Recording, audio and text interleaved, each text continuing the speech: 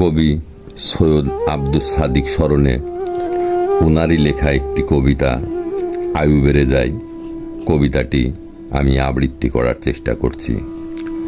ভালোবাসা পেলে মানুষের আয়ু বেড়ে যায়, ভালোবাসার জন্য তাই খড়কুটো আঁকড়ে ধরি, সামনে পাহাড়কে আঁকড়ে ধরি, তোমাকে আঁকড়ে ধরি।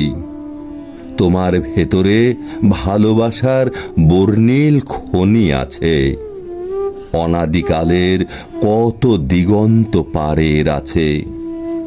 কুয়াশার ঘোমটা ভেঙে পাহাড়ের সাথে ভালোবাসা রোজ কথা বলে।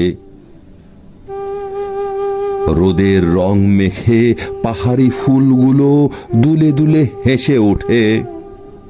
প্রজাপতি বিহার করে গোপন নীরবতায়। রাতে